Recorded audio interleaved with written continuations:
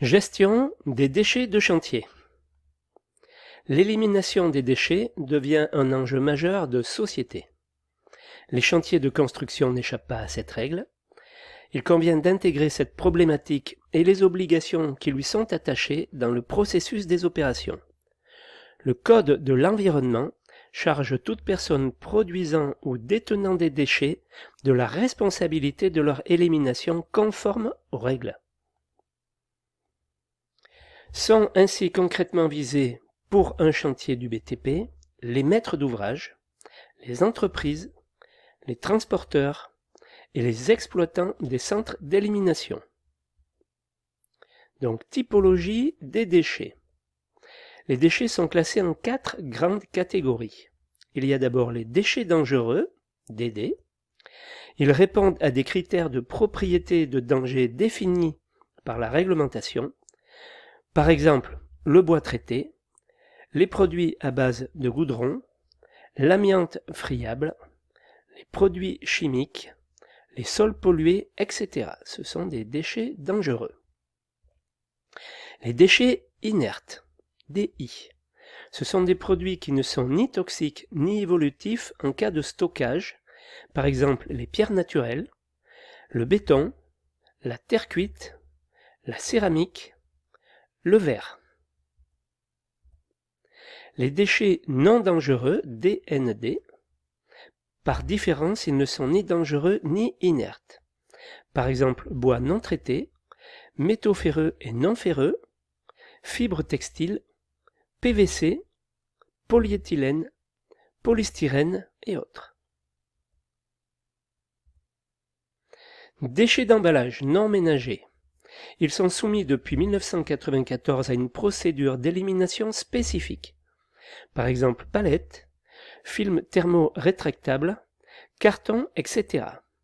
Il faut préciser qu'un produit ou un emballage souillé par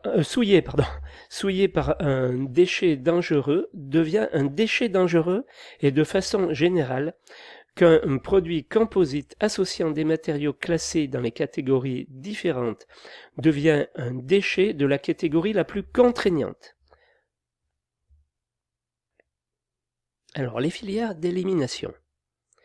Comme pour tout autre déchet, il existe 2 grandes voies pour l'élimination des résidus des chantiers de construction, de réhabilitation ou de déconstruction. La valorisation. Donc, elle peut se décliner en diverses solutions telles que le réemploi, rarement accepté aujourd'hui pour des problèmes d'image, de vétusté et surtout de garantie sur les produits, le recyclage, la valorisation énergétique, incinération avec récupération d'énergie pour chauffage urbain, industrie cimentière par exemple, le traitement visant à réduire le caractère nocif d'un déchet dangereux. Il y a le stockage comme autre filière d'élimination. Il peut se répartir en fonction des catégories de déchets. Installation de stockage de déchets dangereux, ISDD. Anciennement centre d'enfouissement technique de classe 1. Il y a les installations de stockage de déchets non dangereux, ISDND. Anciennement centre d'enfouissement technique de classe 2. Et les installations de stockage de déchets inertes, ISDI. Anciennement centre d'enfouissement technique de classe 3. Les ISDD et ISDND sont régis par les autorités préfectorales au titre de la législation sur les installations classées. Les ISDI sont actuellement soumises à une autorisation municipale, peut-être avant changement. Il découle de cette organisation des filières une obligation de tri des déchets de chantier. La réglementation du 1er juillet 2002 a apporté une modification fondamentale pour le traitement des déchets dans le but de réduire les quantités de déchets stockés, d'en limiter la production à la source, d'en réduire la part polluante et nocive. On ne peut plus stocker que des déchets ultimes, dont la loi du 13 juillet 92 fournit une définition évolutive, déchets dont on aura réduit au maximum le caractère dangereux et dont on aura valorisé la plus grande partie dans les conditions techniques et économiques du moment. Donc les tris des déchets de chantier, Il y a le tri amont ou le tri aval. Le renforcement des textes conduit naturellement à un tri sélectif des déchets de chantier. Il faut s'interroger sur la possibilité de pratiquer ce tri en amont, sur chantier, ou en aval, dans les centres de tri. Ce choix dépend de la quantité et la nature des déchets produits par le chantier, du mode de dévolution des travaux, contractant unique au marché à l'outil, des filières d'élimination disponibles à proximité. Le maître d'œuvre doit envisager cette question et recenser les solutions disponibles, estimer les coûts d'élimination, intégrer dans sa prescription les contraintes afférentes et les solutions que devront mettre en œuvre les entreprises sur le chantier. Au niveau du budget, le tri, l'enlèvement et le transport des déchets de chantier doivent constituer un poste identifié dans le marché de chaque entrepreneur et ne peut plus être affecté au compte prorata. C'est ce que préconise la norme 03001 et la recommandation pour les marchés publics également. 3 cas se présentent. Chantier de construction neuve, la rémunération est établie par estimation préalable de l'entreprise. Chantier de démolition, l'entrepreneur chiffre la gestion et l'élimination des déchets à partir d'un diagnostic déchets, nature et quantité générée par la démolition, remis par le maître d'ouvrage. Sans ce diagnostic, sur la base des prix unitaires ou sur devis en cours de travaux. Chantier de réhabilitation ou de rénovation de bâtiments existants, l'entrepreneur chiffre la gestion et l'élimination des déchets à partir d'un diagnostic déchets remis par le maître d'ouvrage comme en démolition, réalise une estimation préalable si ce diagnostic n'est pas fourni.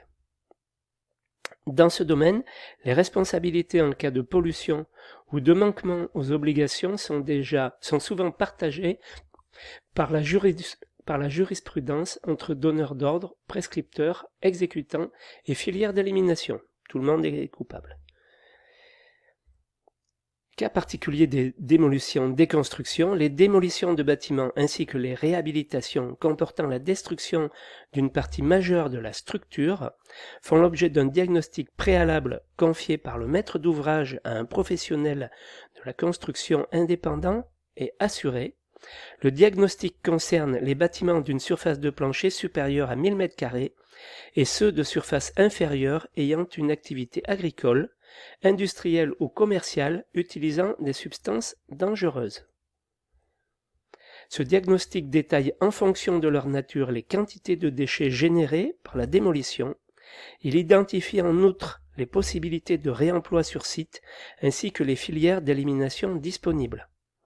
À l'issue de la déconstruction, le maître d'ouvrage adresse à l'ADEME un formulaire de récollement indiquant ce qu'il est réellement advenu de ces déchets. Donc, vers une économie circulaire, face à la raréfaction des matières premières et des ressources à l'échelle planétaire, nationale ou locale, le schéma traditionnel de l'économie linéaire extraire, fabriquer, consommer, jeter a vécu. La gestion des déchets du BTP s'inscrit désormais dans les 3 R, réduire, réutiliser, recycler, du modèle de l'économie circulaire. À ce titre, une directive européenne fixe à 70% en poids la part des déchets inertes, déchets non dangereux, à valoriser dans le secteur de la construction.